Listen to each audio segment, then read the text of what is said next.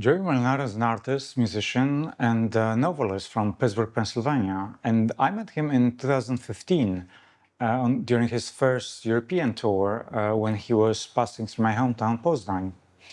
And the music he was playing was highly resembling in its intensity the extreme stuff that I was listening back then. But the difference was that he was performing as a one-man band, solo on a violin, which was something unseen for me personally, at least. And in the following years, as he would come back to Europe to tour more on motorcycle, he also started publishing his podcast Tightrope, where he was sharing the source of these adventures. And that became for me really a remarkable resource of inspiration into how far one can take the DIY approach and speaking way beyond the music. But as of recently, Joey is writing novels, and he's on his third, which I'm currently reading. And one more time, this is absolutely incredible how prolific he is with seemingly any craft he touches. So in this conversation, we discuss how the extensive touring has fed into these books, what Joey's creative process looks like, but also everything outside of the creative work itself that's equally, if not more important. So my name is Piotr Sel, and this is Empirical Animal Podcast Experiment. Welcome on the podcast, Joey. I mean, it's really great. We did manage to synchronize this session. Really happy to have you here. For the listeners, I wanted to give a little bit of background how we met, because this is the first episode I'm doing across the ocean. So I believe that we met somewhere around 2015, perhaps. Could be, yeah. So, and it was in my hometown. So, having an American touring Europe unexpectedly show up at the little kind of creative hub in my hometown, where basically not much was happening at that point, was really interesting. And you brought a lot of I guess inspiration to my life, really. Then, because that was your first European tour, where you traveled on the trains, which later developed to the motorcycle tour. So anyway,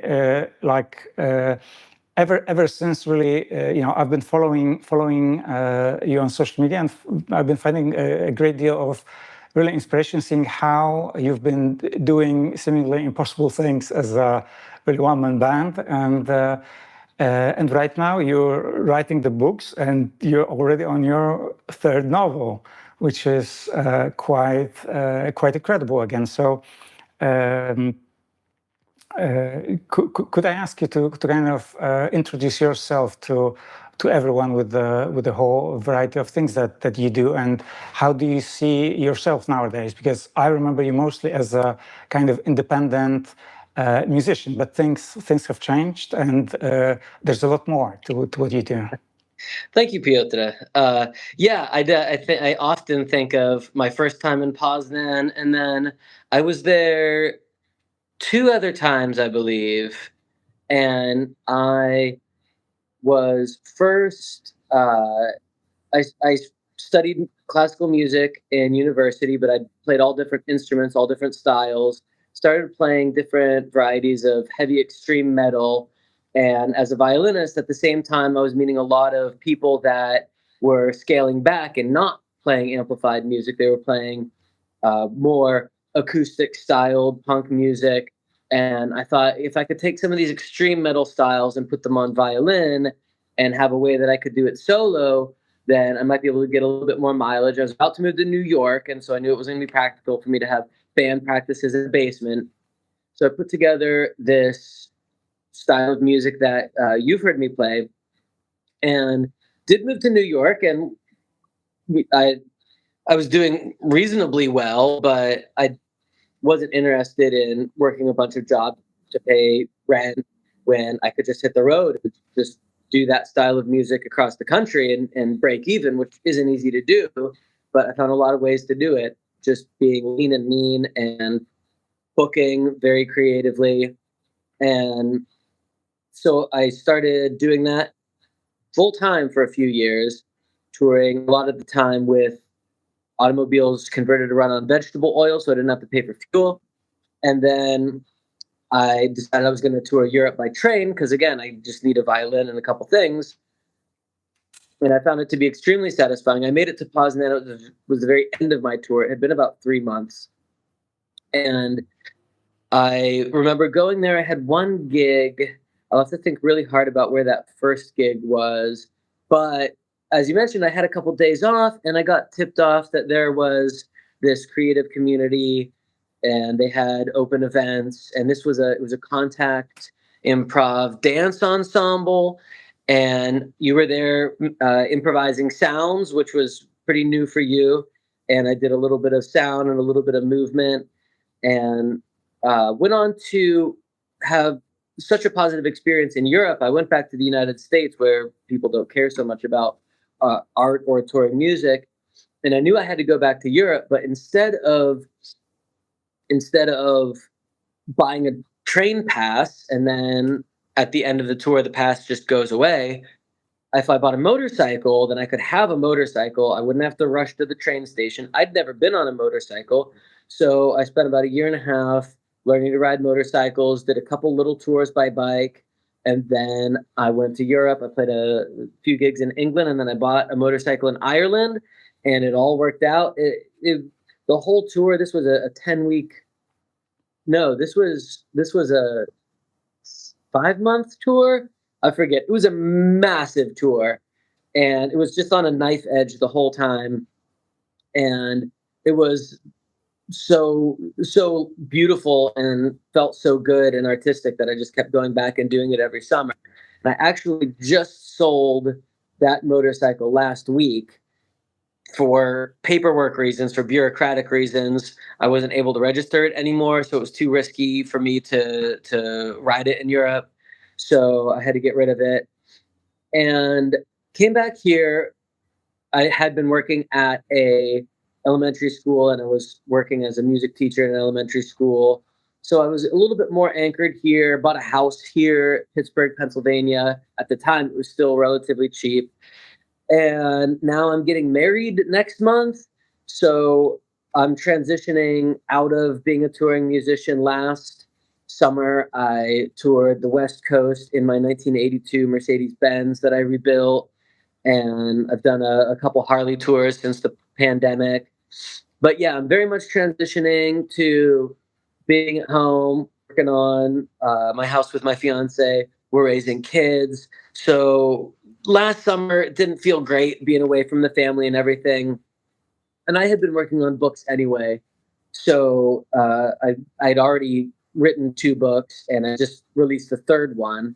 So it's something that I can do here at home without traveling that really still scratches the itch for the spectacle and the storytelling and the artistry. I'm still making music locally, gonna do some regional things, been working with more bands. So yeah, definitely a transition, and I'm happy with what I did as a touring musician. Well, I mean, that was extremely condensed. Thank you for for sharing. So I think this really showcases how sort of it's almost like having like so living several lifetimes in one when I hear story. And so first of all, maybe congratulations on the wedding approaching. Thank you. First of all, and I really wanted to emphasize how significant for me was really hearing your stories. And the first documentary I did was pretty much me trying to have that sort of experience. Like really. Assuming that I don't need to rely on any infrastructure to create something. If I plan something accordingly, I find a formula that suits me both creatively and recognizes the the limitations. So really, that for me was quite incredible back then. And do you want to touch specifically on the music that you're making? Because I remember the definition you've been using as acoustic grindcore. Yes. And so that's fairly uncommon, and I've never seen anyone performing the way that you do, for me, the really powerful side of it is that it's you're really using like your whole body as an instrument, and I know that this also not all that you do about music, that you're even active with electronic music producing now. So why don't you kind of explain how the style has developed and how it came to happen? Well, I'm from a family of musicians, and my dad's a professional violinist and music teacher and multi instrumentalist, and so it just was. We didn't necessarily grow up making music together, but I grew up with the expectation that you can just do something with music. You can do anything with music. I'd never played the drums before. I was 12. I had some friends who wanted to start a band, so I learned how to play the drums. It never occurred to me that I couldn't do that. And so when I went to study music in university, I had that sense of being well-rounded, which is not encouraged among music students. And in fact, a lot of people with multiple music degrees, if you ask them to come over and jam, they'll be petrified. They won't know what to do. And so when I was getting ready to get out of that, and I had started working in public schools as an orchestra director, I still always had that idea that I can do anything. I heard heavy metal and I knew that's what I wanted to do. I learned how to play the guitar parts, the drum parts, and so simultaneously, I was actually working with a summer student fiddle academy, and I would go and I would compete in the fiddle competitions, playing traditional bluegrass. And also in that town, there were a whole lot of people, like I said, playing that acoustic punk music. And also, we would have these square dances. All the dirty punk rockers would go to a house by the park, and there would be fiddles and bass, and they would have a collar, and everyone would square dance. And it was the sound of the fiddle and the feet. And I was intoxicated by that sound. And when I heard a certain style of Quebecois fiddle music where they use both feet, I thought, what if I could use both feet to stomp like a death metal drummer, and then play riffs on the violin? And the second I started trying it out, I knew that's what I was going to do. And I had a lot of strong opinions, still do, about technology, the role of technology in culture and society. And that was something that really drew me to the acoustic music, or at least the acoustic capacity. And I do still sometimes play totally acoustic, even for a loud heavy metal gig. I still like to draw people into the acoustic nature. But also, just as far as our reliance as a subculture, at the very least, a reliance on technology, allowing our artistry, our expression to be directed by technology. I don't like that. I like knowing that I can take my violin, walk through the woods, hop a train, do whatever I'm going to do, and if the grid fails, or if there's no electricity or whatever happens, I can still give my bold performance. I want that to be in the aesthetic. And so yeah, all of that just motivated me, and people liked it enough. It was for that reason. It was immediate. You see the person, you know where the sounds are coming from. You can see their body, you can see their feet, and you know it seems familiar, even though it's something no one's ever heard before. So it was always a little out of place, which I think tended to make it fit in everywhere. People didn't hear it and think, oh, well, that isn't appropriate at this gig. That should be at this other gig. Everyone kind of recognizes, oh, well, this is an oddball everywhere. So yeah, you can play a psychedelic rock gig. Yeah, you can play a crust punk gig. You can play a dark folk gig. It kind of fits everywhere. Got it. And I remember always also one time you mentioned that it has a lot to do with how you breathe. That the way you play is kind of like translation of how you breathe. I never quite understood what that means. Would you like to kind of elaborate on this? It was a technique that I developed early in my career for myself as well as for my students. But in all things movement, when you have tetanus, when you have tension, people say tension, and that's not right. People say you shouldn't be tense when you do an action, when you do a movement. Your muscles should be loose, and that's ludicrous because tension is the only thing your muscles do. They don't. If they're loose, they don't do anything. If they're loose, then you're just passed out. So tension is the thing is that you don't want tetany. You don't want muscles against muscles. So what I did was I developed a relaxation technique where you train opposing muscle groups based on your breathing, so that you can always just focus on your breathing, and that'll loosen up one muscle group at a time. And so what that does, if you're, for instance, a violinist and your muscles are stiff like this, then on the down bow, you tension your tricep, and on the up bow, you tension your bicep, and you link it with your breathing, because it's too much to do with every muscle. But if you do each one in isolation and train them to your breathing, then in performance you can just focus on your breathing. And for me, what I do is so intense with my feet and my hands that really made it possible for me to balance myself, to play really long sets. You Europeans want me to play for an hour. In the United States, everyone, you play for 15 minutes and they're like, all right, cool, that's good, we got it. But I'm trying to play for an hour of extreme death metal, so it takes a lot of air, and the breathing helps keep everything relaxed. Got it. And is it something also that you kind of share with your students, because you are you still teaching music? You do. Sure. Yeah, so I'm not teaching in a school anymore. I don't really want to teach in a school anymore.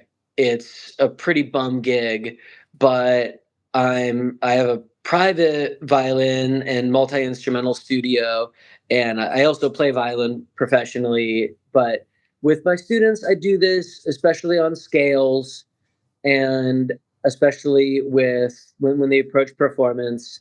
But it depends. I think ideally it's a skill for it's a technique for people who are already at a point of tension. With my students, because I started them as beginners, I've been able to go the other direction, which is great, where they're completely loose, and then the tension comes out as it should. But if I had a student, and the type of student that I've been seeking out is someone who's maybe college bound, but they have this tension that they can't seem to overcome. That would be the ideal student for the technique. Mm. And then you did touch on how enthusiastic people in Europe were to see you perform. So how in general was experiencing Europe from that perspective? And I remember that you were visiting quite bizarre location. I think there was among ministers like some place in Norway, perhaps, where they haven't seen any touring musician for 10 years or something of that sort. So you've been quite skillful in infiltrating really remote locations, and getting to interacting with very diverse communities, so to say. So the question would be then, the experience of spending all these months traveling across Europe, what have you kind of found out about, the old continent? I mean, that's say like I haven't yet visited States, so one day perhaps I will be able to kind of expand my perspective. But I'm curious how that experience has been since it was quite extensive touring. Well, let me preface this by saying things that I love about the U.S. because I am pessimistic about the appreciation for touring musicians and really the appreciation for hospitality in general. Most Europeans can't believe that when you're a touring musician in the States, sure, there might not be any money. Sometimes that happens in Europe too. But no one finds a place for you to sleep. No one bothers to get you any food. No one cares. They know you're coming in town and you don't know anyone and they've set up a gig for you, but no one cares enough to ask around to find a couch. And that's unacceptable. I say it here. It's normal here, but I do say it's unacceptable. The things I love about touring the States are, first of all, there is so much excellent music happening here. Maybe there was a heyday for DIY music in the 2010s. Uh, it still exists. People are still doing it, but the fact that they're doing it for no reason at all, there's no reason to be a creative artist in this country. There's no benefit at all, but people do it, and that means that their art is fantastic because they're only doing it out of just absurd passion. And so people are doing really spectacular stuff, and it's very artistic. Another thing that I love, I mentioned before, I was talking about how people here they'll listen for 15 minutes and then okay, well I got that. But the thing is, if you get them for that whole 15 minutes, and if you can hold on to them for longer, then that's because they really really like you. It's because your performance is highly effective. And so for me, that was how I cut my teeth, so to speak. That was how I built up my act to the point that I had strong confidence that I was giving a good performance. Because in Europe, you'll play for an hour and you'll have the whole crowd for the whole hour. But at the end of that hour, maybe they'll turn to someone and be like, yeah, well, I didn't like that at all. They don't vote with their presence. They stay there for the whole performance. So I'm glad that I had the confidence to know that my performance was strong. The flip side of that, there's something I think about often. I played in this very remote French village on this guy's farm. He had a little rock festival, and it was rock and roll cover bands, 70s and 80s rock cover bands, and there was, I think, sort of a grungy Riot Girl power trio that played a rock and roll act.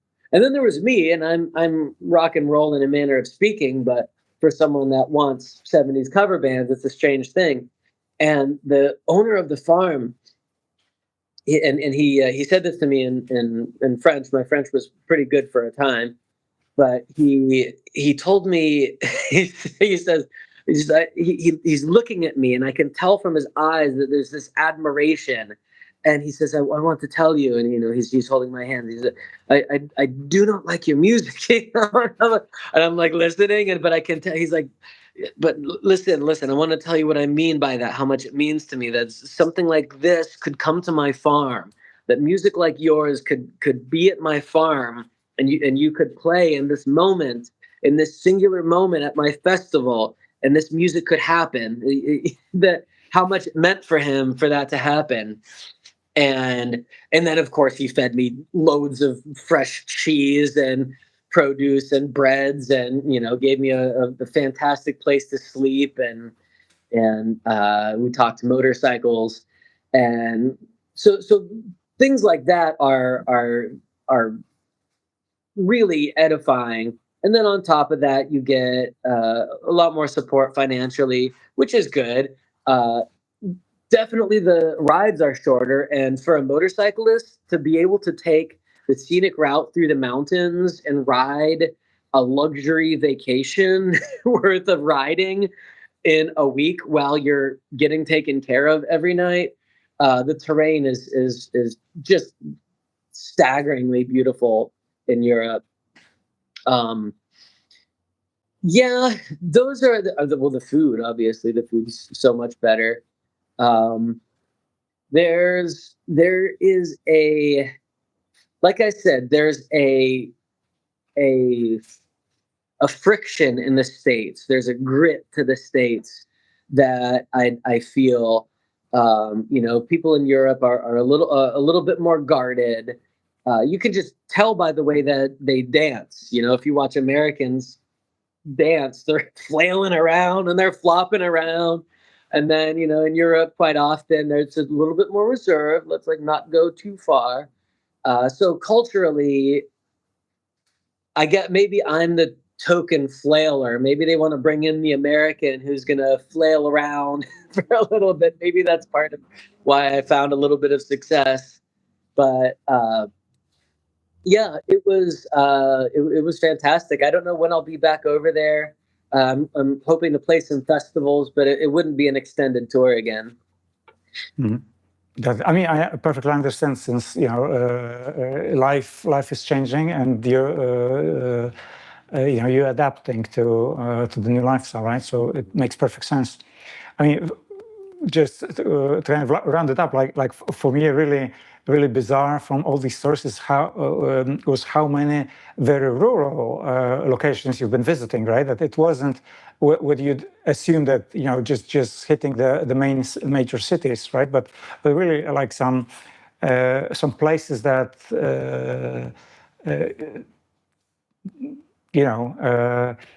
don't appear so obvious, right, for a touring rock and roll musician, as you say.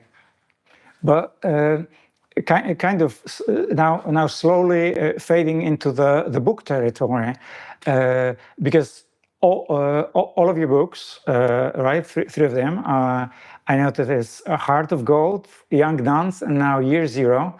Like all of them involve the themes of touring bands.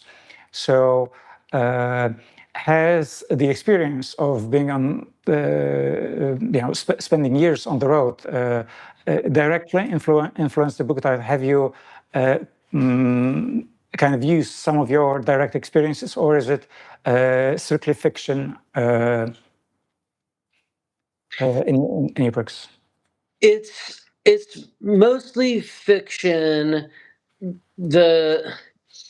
A lot of the tour stories I have are wilder. If I would make a book about how wild and crazy tour can be, it would be much wilder than Heart of Gold.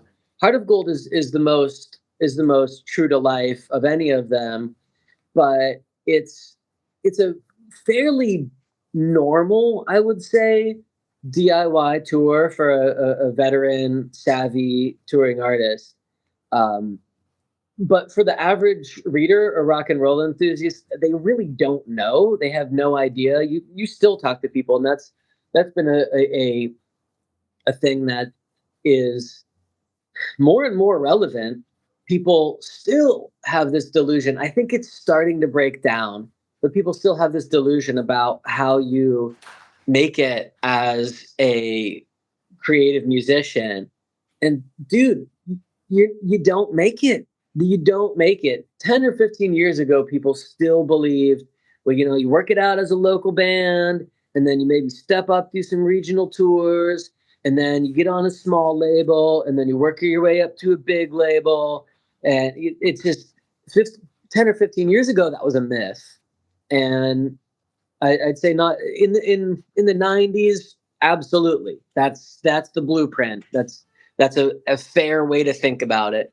But what Heart of Gold is more about is what's always been true. You could always be a DIY touring act that just books tours. You get in the van, you get to the gig, you make something happen, get to the next gig. It sucks, but you find something that was good about it that keeps you going to the next gig.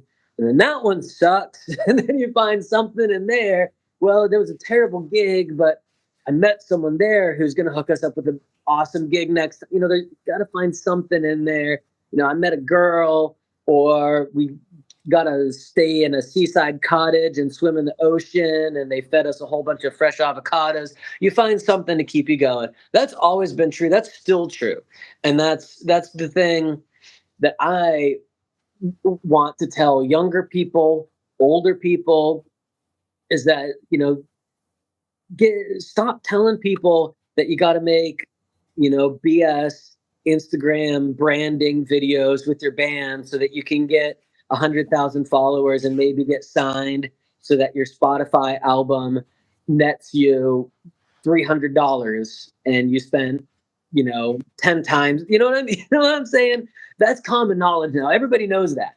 And so Heart of Gold is really trying to glorify, not trying to glorify, it's giving the appropriate amount of glory to a DIY touring lifestyle and DIY touring artistry. Appropriate amount of glory meaning it ain't always pretty. Young Nuns is similar, except with lots of zombies. So I encounter fewer zombies in my tour, and Year Zero is it's about a retired punk, and he does allude to some touring that he's done, but it's a lot more about the some of the underlying politics of the past 10 or 15 years of well, let's just say anarchist adjacent politics. Okay, I mean, we're going to dig deeper into the subject of these books. For me, the thing that really strongly stands out is that you always had great kind of creative integrity, right? And also sort of all these years ago, 10 or so, when we first met, I could clearly tell that you have clarity on the worldview, and you're not dogmatic, you're not kind of spreading any ideas, but you basically know what's going on. You have your way around it. So I think this is really important to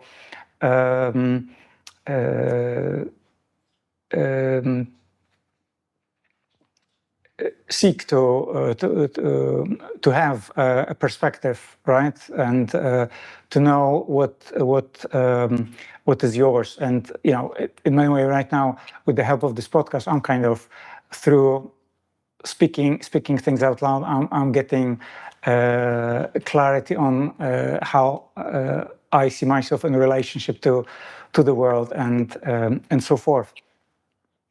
But maybe now going directly into the books. So when exactly did you start writing the first one? And because it seems that now you're picking up pace, and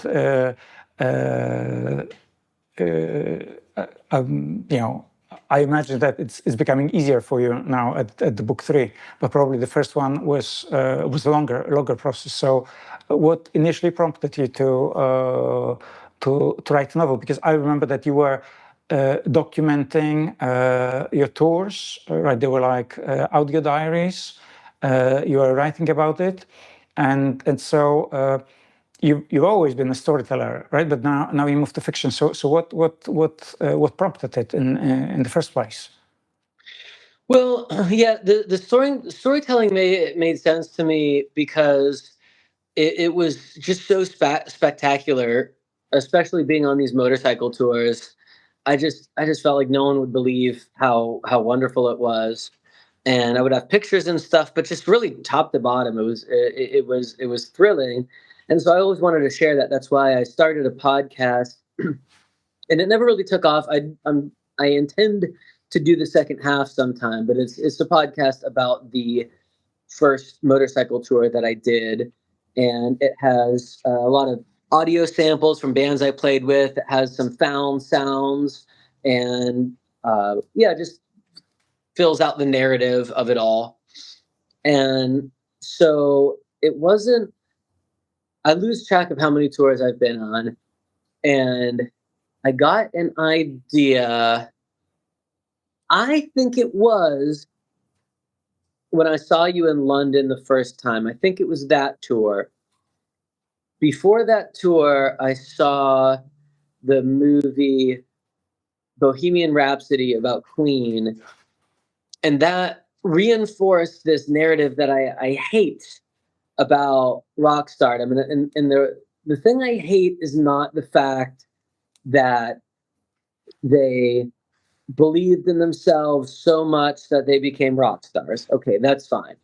What I hate about it was that it suggested that they came so close that they started in a dirty back room, just a deplorable, inhumane back room of a bar, and now look where they are. And to me, who cares if they ended up in the back room of the bar? Who cares? You know what I mean? That's the narrative that I hate. And a lot of my favorite rock and roll movies really buck that. A lot of my favorite rock and roll movies are like, oh, you made it big time. And it's like, doesn't matter. That's not what it's about. Those are the ones that I like. And so just that was going in my head. And I got an idea for a low budget VHS uh, documentary, a fake documentary about someone who is touring Europe, and they end up in all these back rooms, and they catch little glimpses of a back room where Queen's playing, and they catch a living room show of the Beatles, and everyone's just squawking in the background, heckling, and just being, just normal DIY show stuff, but catching little glimpses of this. And then during the pandemic, it occurred to me that I could render this as a novel. And then it came to me to have the main character be Neil Young. It's the only person it could be. And so I took my time writing it. That tour, by the way, was the one. I think about this a lot. I played in London at the Windmill in Brixton, and it was an okay gig. And then I was touring with my friend Rosie, and we got on the motorcycle. And my bike is pretty unusual for London. And the two of us, yeah, I know, I'm with this punk rocker on my bike, and we're both just wearing worn out punk clothes. It's not your average London motorbike. Most people are just wearing modest commuting clothes or performance sport bike clothes, or they're on whatever it was. We were going through some roundabout, and I hate riding in London more than anywhere else. I never know where I'm going. It's there. I don't hate roundabouts, but the street names are unclear. Anyway, I'm not particularly enjoying my ride. It's late, it's wet, and I see just over in the corner, there's some guy wearing a bright pink jacket and a girl in leopard print spandex on a motorcycle, and I was like, oh, cool, look at that. It's something to brighten the ride a little bit. And when we pull up to your flat, they pull up right behind us. So I like that. I like that as the little rendezvous turned into your flatmates. Anyway, during the pandemic, I wrote that as a novel, and then I had a similar idea that I'd been kicking around a concept that I ended up writing into Young Nuns. It was a similar concept, and I decided to write it as a zombie novel. So Young Nuns is inspired by Britney Spears's uh, 2007 mental breakdown, and I kept thinking that she was gonna drop out of the mainstream and start a noise project and tour basements. Obviously, that didn't happen, but it was a thought I had. I did write it as Britney Spears. If I had it to do over again, I think that's one of the only regrets I have about any of my books so far. If I did it again, I wouldn't say Britney Spears by name. I wouldn't have written her into it. I would have just said a pop star. But anyway, it was a similar concept of taking a someone from mainstream industry and putting them in a DIY situation. And then Year Zero was inspired by a, a political framework of a novel about a technologically driven society that's just getting more and more absurdly advanced. And I just wanted to make sort of a dark, farcical novel. But I have so much experience doing political protest and working in communities that whenever I started rendering it, it has a little bit more and more of a political perspective. And even though it's essentially just a dark satirical cyberpunk novel that I hope anyone who's been to a protest or been to a punk show in the past 30 years will enjoy. Uh, yeah, I put a lot of my political thoughts and not just politics, but human nature and technology. A lot of my thoughts regarding those subjects are in Year Zero. So that's what inspires me. Right now, I'm writing a fantasy series, a massive series, and I have a premise. I don't want to give too much away, but it is also about touring musicians. I mean, that's quite incredible. So, so you really found the flow with the writing. It's you're gonna keep going. And so I wonder here, would you say that the creative skills are transferable, and is it that your experience with music and being very prolific about it, and um, having improvisation skills, does that feed into writing, or is it somewhat different thing, like like maybe different parts of the brain are actually responsible for that, or something of that sort? How do you find it? That's a good question. I think there are similarities when it comes to songwriting. I can write songs pretty fast, but my songs take a really long time for me to learn how to perform. I do I do write really fast. I don't know I don't know if I can say I will say that it's likely that my recognition of a flow state makes it easier for me to recognize how to stay in it. I don't know if it's the same machine, but I recognize that it is a flow state, and I'm pretty good at getting myself there.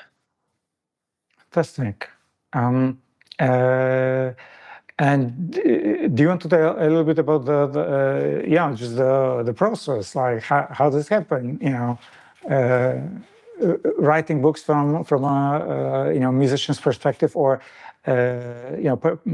maybe here I'm kind of taking it the wrong direction, right? So you're essentially now a writer. I think that having published three books officially makes you a writer. So yeah, so currently, have you like developed now a process that like works for you? I'm imagining again that the first book probably was a lot of trial and error and experimentation, but perhaps there is now sort of a system of sorts that kind of works for you. Yeah, the imagination is a big part of it. I think that's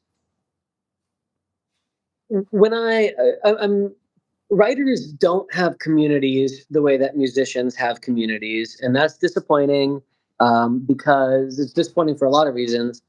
And I really caught on to that on tour because I thought, oh, I'll go to a lot of bookstores and I'll do book readings and play music, and all the people that come together in this town, all the whole fiction community will be interested, and they're really not. And I think there's a lot of reasons for that.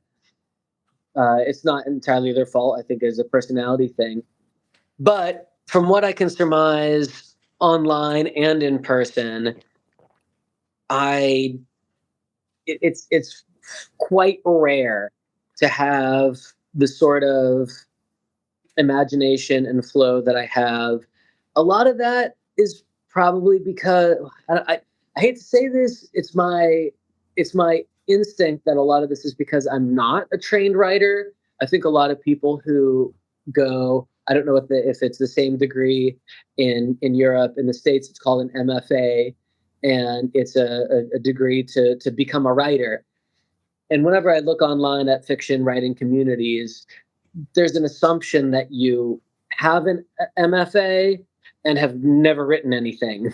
you know, you I try to get tips on, what are some things I can do to edit and work on my drafts, what makes for good writing.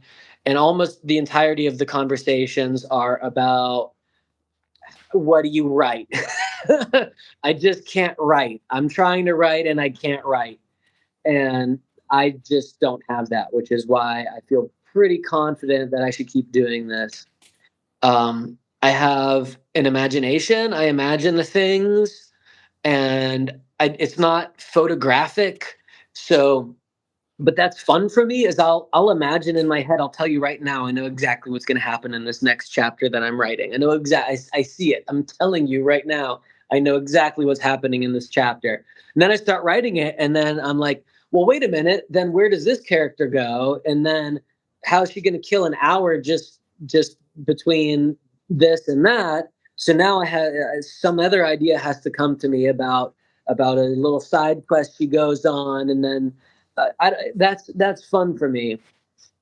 But having the imagination and then just sitting down and writing, and I think part of this comes from, and again, I'm not a trained writer, and there's probably a word for this, or it's maybe something that they teach you your first year of writing. But essentially, what I do when I write, I come up with a premise. My whole novel is based on one premise, and then there might be layers to that premise, different thematics. But there's a premise, and then I have characters, and then I just develop those characters, identify with them, and those characters are the ones more so than the actual events. The characters are things I draw from real life. In in Heart of Gold and Young Nuns, that's one of the reasons why I think people who tour a lot will appreciate it, because there's some archetypes I write in there where I'm like, oh, that sound guy that just can't stop adding microphones. He'll add 1,000 microphones if you don't stop him. Every touring musician knows that guy. So whenever I write that archetype, I know that character. I know what he would do in this situation. And so I just write what he would do. And the same with whether it's fantasy or post-apocalypse. I develop the character, I put them in a scenario, and then I just write what they would do. So it's not so much a matter of like, what do I make him do, or what do I want to express in this chapter, or how do I want the details to emerge and the time and the space. I just think of the characters and I just write what they would do, and it just flows. I mean, I think it's quite incredible, and really fun to hear that you're enjoying the process so much, and I mean, of course, a lot of like music practice happens behind the closed doors, but I was wondering, like, just the experience of writing compared to making music, performing. I assume that you don't do any like public reading yet. Maybe at some point, like something like that, I guess sometimes happens, like writers read a chapter or something of that sort. But do you find like that kind of shift to working at home on the book, kind of as the experience fully satisfying as compared to what's happening when instead you're performing music live? My practice of music, both my violin work and the booking of tour, is absolute communion with the devil. It's late, it's 3 a.m. after I'm exhausted and I've abused my body and brain. Then I go in the basement and force myself to sit and work on my demonic music. And it's the same when I'm sending emails. I drink and I open 1,000 tabs and I just lose myself in email zone. Um, and it's brutal. I don't enjoy it. I don't like it. There's a lot of different ways to practice music that are enjoyable, but for me, it's to be able to sit on my porch with my laptop and hear the birds sing and just write about elves and dwarves and swords, compared with drinking and smoking and feeling dark thoughts while I obsess over my incredibly difficult music and meticulously practice each little moment while I'm full of self-doubt. Um, that's not the answer you wanted. You wanted me to say that I'm, I have some tea and I light some candles and and I'm playing music in front of a fireplace. And no, my practice of music is very dark, and it's I'm now that I have kids and they're playing music themselves, I'm gravitating a little more toward, well, yeah, I'm not staying up all night anymore, so that's not going to happen. So when I am practicing, it is a little bit more sane of a practice technique. But yeah, I used to go out in a cabin. My family has a cabin out on the farm, and I'll just go there and just scream into the void, literally for days on end. Um, yeah, it's different. It's a lot. It's much different. I did come up with a flow state for my violin music so that I could improvise it. That again took a lot of communion with the devil to be able to find that flow state, but it's not as effective as the stuff that I write. So yeah, I don't know. I don't know when I'll write more violin music. I think one thing I'm gonna do is record that's the same violin music that you're familiar with, but record it with me playing drums. I've been playing a lot of drums seriously, and that is a different extreme. A couple years ago, I started a band in Pittsburgh. We were supposed to be a crappy punk black metal band that just played crappy shows, but we actually started to get pretty good, which is a double-edged sword, because then we had to actually be a little bit more serious about practice. But when I'm chilling in my basement with a a bunch of friends who I selected to play music with, and we're drinking a beer, and then we're taking a break, and we're shooting the breeze. That's awesome. I like that a lot. I think I like that a lot more than writing. But for the stuff that I do solo, it doesn't come from a sunny place with friends. It comes from a very dark place. Well, I get that. So definitely it's something that the music you make communicates, being so I guess visceral is the word, right? And to generate that kind of energy, it's obviously has to be cultivated in a specific way. So I'm not surprised to hear that, but then hearing about this contrast, like, would you say that like you're discovering some like new aspect of yourself creatively as a writer, like given that you're creating it from how you describe kind of sitting on the porch of your house listening to birds, right? So more like the state of kind of peaceful comfort is is that sort of like interesting, also dynamic to see that different things come out from sort of different kind of setting, so to say. Yeah, I have to think about that, but that it does also follow along a little bit with an arc of my violin music. When I first started, I liked my music to be dirty and noisy, and fragmented and flawed. And then as I went on, I didn't necessarily want it to be polished, but I wanted it to be strong. And I mean, I had a lot of changes with my body in the past 10 years. I learned that if I ate properly and exercised properly, I could actually have a body that doesn't appear to be frail and spastic and tense. So it's, I think, my violin music and my writing all now are, I think, in a place of less frantic energy. I don't rely on frantic energy. I don't rely on the the qualities of desperation, or if it's going to be fast, I want it to be fast and tight. Um, and yeah, just different levels of security and confidence that I now find to be more natural and attractive. Um, I can't say that I went through a period with my writing where I wanted it to be that aesthetic. I think if I would have started writing 10 years ago, it probably would have had that kind of breathless quality.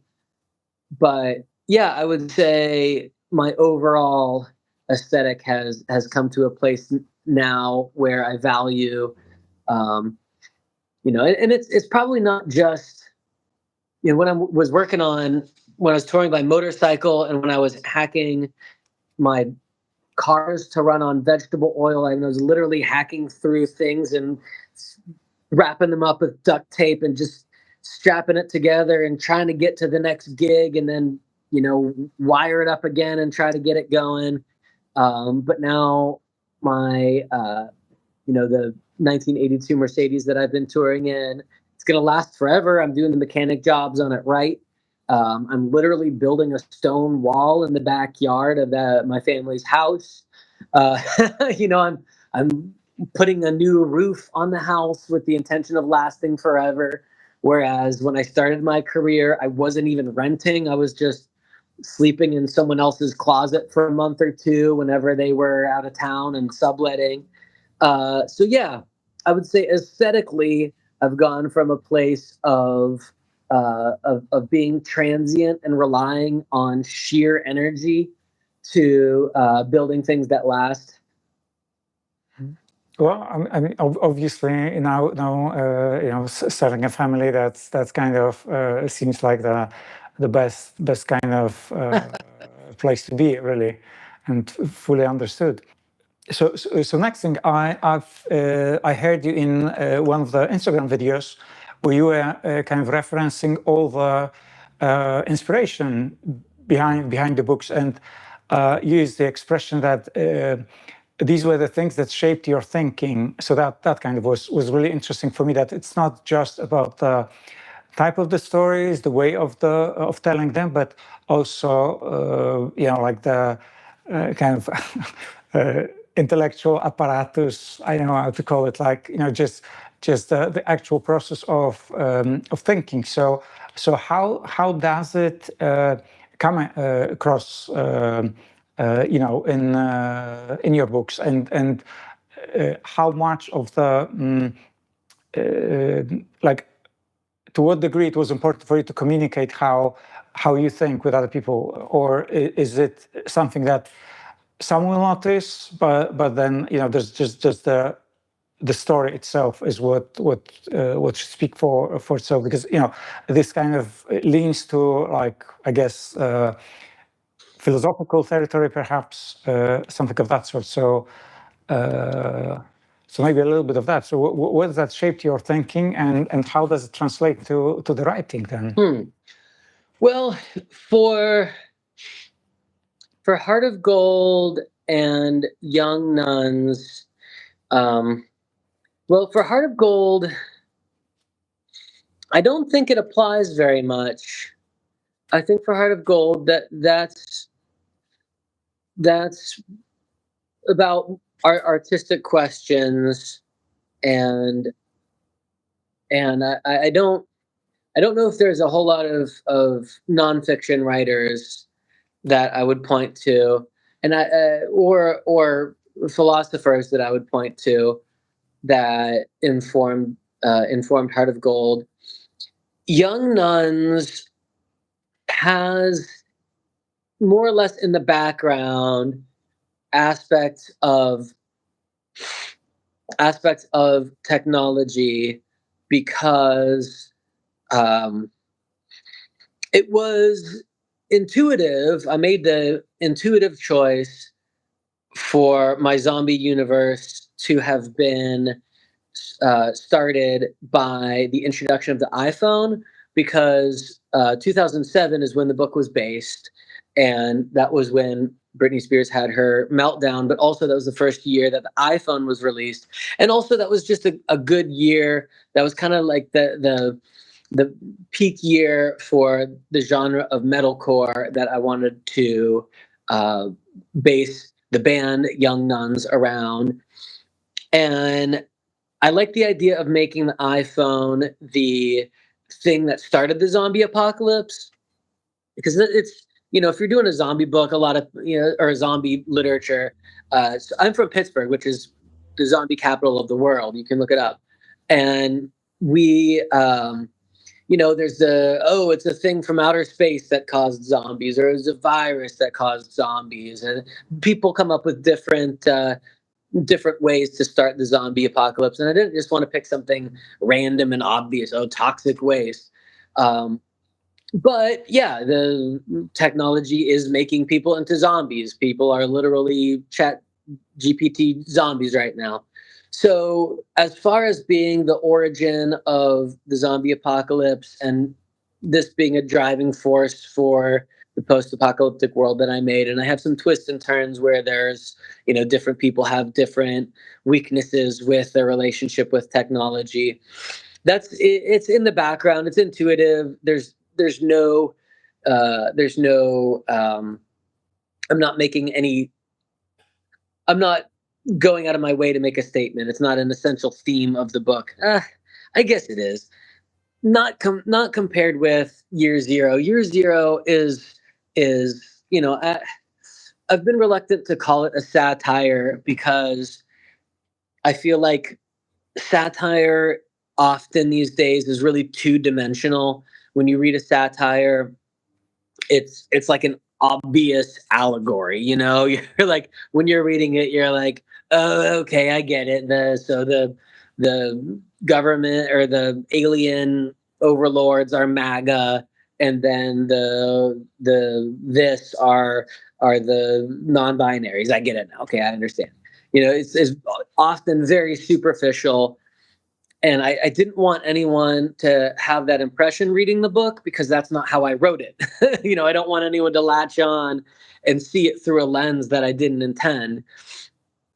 And but as a satire, it is a satire because I lampoon most of the subjects of the book, most of the current political attitudes and ideologies. But if you read it carefully and you read it well, you'll find just enough left that that there's something left. Um, Unlike other satires, there's not there's not a a a thesis. If you subtract all the stuff that I lampoon, there's not like a golden glowing thesis. I feel like this is how people are inclined to read satire. Um, and so it's not a satire in that sense. But yeah, there's stuff that's left that is the stuff that's left and the stuff that I tear down is based on nonfiction writing that's pervaded my thinking. It's all based on real experiences that I've had in protest communities, punk communities, around different kinds of dissenting thinkers. And so I made a post about it because I wanted to communicate to people that this isn't a nostalgic, cheeky DIY touring rock book. This isn't a fun shoot 'em up zombie novel. Um, this is something that I would like for people to read carefully, especially people who already think about these subjects. So I wanted to shout out some books that I've read that are, directly or more likely indirectly influencing the things that I tear down in the satire and the things that I leave standing in the satire. Does that answer your question in a circuitous way? I think so. I think so. Pretty effective. Thanks. Um, yeah. And but by the way, in terms of like how a new reader can approach a book, so what would you say is the place to start? And because they're not connected, right? So it's not a series. The release order has nothing to do with like the actual content, or but what would you suggest, like for a new reader, like which book should I start with? Heart of Gold has gotten the most the strongest response. I've sold more of them, even on the merchandise table. Even when I'm at a heavy metal show, and I'm like, oh, zombies. You'll like this one. You like zombies, and it's got lots of heavy metal and zombies. They're still like often are choose the Heart of Gold. Young Nuns is the I think it's the funner read. It's a lot more low stakes. It's got action, and it's got zombies, it's got heavy metal, and it has a lot of the same elements of Heart of Gold of what's the point of being an artist? What's the point in the post-apocalypse? Why would you tour across the country? And it's got that technological theme, and it's got extra additional themes about masculinity. I give the characters some different uh, conventionally toxic qualities that I exaggerate and play with, and I make it part of their arc to grow as people, because that genre, that 2000s metalcore genre, is really goofy and misogynistic, which is why I wanted to put them with a pop star and let the story unfold. But Heart of Gold has been the strongest response. And so I think that's the one that I would recommend. And then if you like zombies, you'll like you'll like Young Nuns. If you have kind of um, if you're offended by you know me making jokes about human innards flying through the air, then you'll definitely hate it. I shouldn't say definitely, you'll probably hate it. But that's what a zombie novel is. I didn't really hold back when I wrote that one. I left it be a little bit raunchy, a little bit nasty. Um, Year Zero is definitely a book for someone who reads that sort of nonfiction, someone who wants a challenging book, and definitely anyone who's been seriously engaged in political activism in the past 10 or 15 years. I think you'll absolutely love it. Anyone who's ever been on a DIY tour, I think, will love Heart of Gold. And anyone who likes zombies will like Young Nuns. Some people are all three. I happen to be all three. If you're 1 out of 3 or 2 out of 3, then choose accordingly. Thank you. That's a brilliant answer. And I also wanted to refer to another of your Instagram posts where you were the debunking the allegations as if you were using AI to write your books, because people couldn't believe that a person can make 3 novels in this amount of time. And you were also speaking quite a lot about your kind of mixed relationship with technology, right? Like being quite critical about it, and and I think that basically all the everything that you output creatively and what you stand for, how I see you is effectively really emphasizing that actually the manual doing of things and and putting the time that it takes is fundamental. And so you know, like I would like you to speak on that. But you know, the way basically, you know, how I receive it is that, you know, the whole conversation about, you know, AI doing the creative work doesn't make sense, because it's doing the work is the point of it all. But anyway, so how do you feel currently about, you know, the changes, the technological changes, and you know, how do you you know, kind of seek more of the kind of hands-on making of things? Yeah, well, you know, I've never used AI for anything. I don't get it. I know people who work in tech and they talk about how it's going to change. I don't see it. I don't understand it. I believe it. I don't doubt it. But it never occurred to me to use it. I don't. Yeah, I haven't. No one's accused me of using AI, but I've been talking to people and then, you know, just mentioned, oh, by the way, I don't use any AI, and they're like, oh, okay, I was gonna guess, and I was, no, I don't use any, and it's affecting the writing world. A lot of forms of writing are gonna be extinct. We're gonna cease to see people write. Certain genres of fiction, because you could just have AI do it. AI couldn't do what I do because it hasn't seen what I've seen, and you know, it doesn't know to say.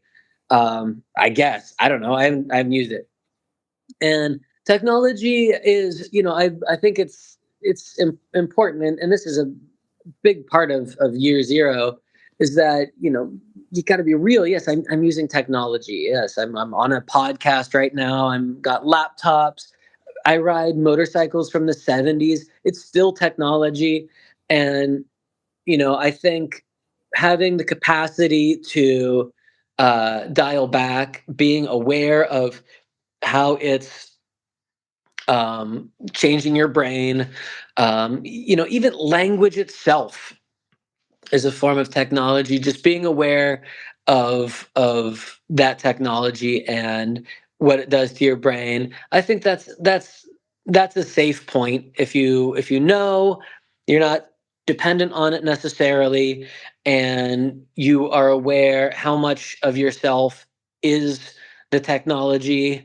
Have you become full cyborg? Um, then that's fine. Maybe there's some people who feel like they can use AI on that level. I don't know. I don't care. I'm not going to do that. My kids aren't going to do that. Um, but yeah, I think there's way more that I could say on this subject. That is so much that I wrote a book essentially about that. Um, yeah, I don't know how much I can say without spoilers. I mean, obviously it's a near future cyberpunk, so there's a lot of technology, but there's also a lot of technology as an entity, technology as a as the next domain of the animal kingdom, um, and just some really yeah, some really megalithic thinking about technology's result on us. And that's something that I said the thing that I don't want to talk about, and now I'm just going to allude to the way that I used to tour. And one of the things that drove me was that I felt like I was forming these communities, and I was like, you know, finding these people, and then I find this magic little hamlet in the Swedish countryside or something, and I play a gig there, and then I'm bringing these people together, and I think there's some truth to that, and I can't. I will say that Europeans are more guarded regarding technology. You know, it's still frowned upon to film at a squat and put it on Instagram. It's still poor. A lot of things are poor taste in Europe as far as technology. I think that's changing. I think it's becoming increased.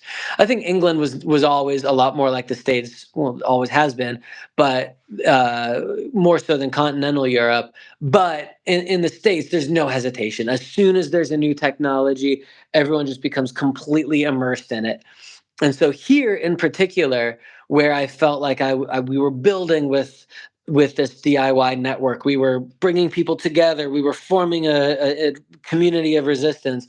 It was just technology. We were just giving more of ourselves to technology. We were just bowing more to technology, and it wasn't community at all. And I don't think we've had that reckoning as a subculture here. And um, and I don't remember what your initial question was that led me to that dark place. Um, but that is where we are. Yeah.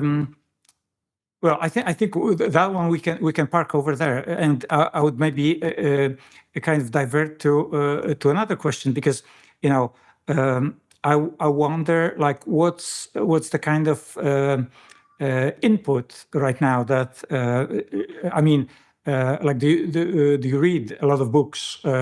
What's kind of feeding to um, as like external inspiration? Because I understand that you have now years of experience to kind of translate into those books, so perhaps there's no need to uh, uh, add anything on top. But what's inspiring you currently in terms of like music, books, and anything else? Dirt bikes. I'm really into dirt bikes. There's a community in Pittsburgh, and I'll springboard off the previous pessimism with some optimism. Pittsburgh has a scene of punk rockers who uh, ride dirt bikes, and we have gigs with, there'll be a punk show, and then there'll be a dirt bike race, and vice versa. And it's a bunch of guys and girls who we wrench on our bikes together, and we ride together, and then we play these punk shows, and it's usually in a place we're not supposed to be. It's usually in some squatted corner of a forest or some abandoned factory, and it's a open community. Anyone who wants to be into dirt bikes can do it. But what's that mean? It means that they have to have a little bit of commitment. They have to be there in person. They have to be in their body. You can't just start, buy some stuff on Amazon and be a dirt biker. You can't just start a blog and be a biker. Um, it's something athletic, a little bit competitive. It's elevates women or people who aren't typically into power sports. They're always getting the most motivation and encouragement, and then the empowerment from that. And the same is true with some dude who's maybe not savvy enough to be welcomed uh, into radical spaces or artistic spaces, a little rough around the edges, blue collar dude. He can come race dirt bikes, um, and it's just a beautiful scene. And it's really only in Pittsburgh. This isn't something anyone else does that I know of. There's some people maybe in Cleveland that partake in it, and so for me, that is something that is exciting, especially as I'm getting older. Now I'm participating in competitive sports for the first time in my life. Um, as far as books, I've really been the past 5 years have not been great for me and my reading.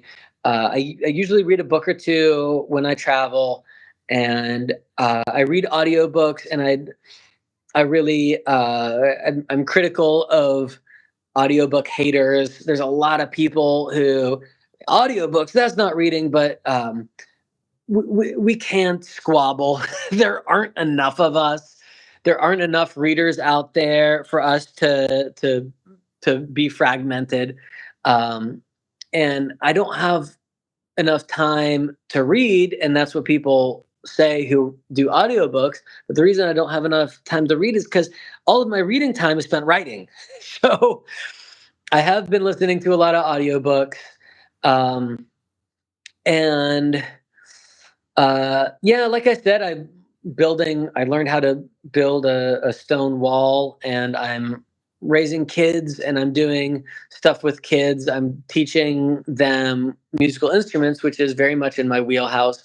I'm also teaching them math, which I'm not used to doing. And I'm helping to coach them through sports, which I'm not qualified to do. Um, so that's the real answer. I do have my fiance has loads of books. Uh, she has these beautiful bookshelves built into the walls. So yeah, now that I just released Year Zero just a few weeks ago, so I'm going to take a breather and I'm going to put my nose in a proper book. And she has a lot of literature, and I'm not sure where to start. But yeah, that's the short answer. Maybe again, not what you expected. No, absolutely. Dirt bikes really surprised me, but I think it's the best possible answer. That basically, life, and living it Yeah. properly, fully, committing to it is, and other people around you is the answer, right? To find the inspiration. Well, I mean, I think that this is the perfect note to round up the conversation. So maybe I can only ask you to add, like, where can you be found if someone wants to get a copy of your book, where to find your music, and is there anything like a live show coming up anytime soon? If you go to my website, joeymolinaro.com, it'll walk you through how to order my book. I think I have international. Yeah, you can order it internationally. I believe from the same source. If not, I presume it's not hard to look it up and do it. I just do check that you're ordering it from Ingram, like it says on the website, and not Amazon for obvious reasons. Short of that, if you just go to a bookstore and you order it, just go to the bookstore and tell them the title, Young Nuns, Heart of Gold, or Year Zero, or as however you find on my website. They can look it up, they can find it. If you do that internationally, I will make $1. So that's why I would recommend doing it from my website. It'll cost you the same, and I might just make a couple dollars or pounds more. Um, Live work, I don't have anything live built up. I'm still trying to get a band going, and I'm mostly looking forward to the wedding in a month and a half. And I've been doing a lot more DJ stuff with my own material. You can find all that on my Bandcamp, joeymolinaro.bandcamp.com. You can find my violin recordings, and you can also find my industrial techno. It's all built out of motorcycle samples. And then I have my podcast on there as well called Tightrope, about the first half of my motorcycle tour. So yeah, go ahead and look for that, and follow me on the internet. I post on Instagram and on my website as well. And yeah, thank you for having me. Oh, thank you, Joey. It's been amazing. Well, I'll see you again before too long, I hope. This was Joey Molinaro on Empirical Animal Podcast Experiment. If you'd like to find out more about his work or purchase his books or albums, all the links are in the description below. Thanks for listening, and I see you in the next episode.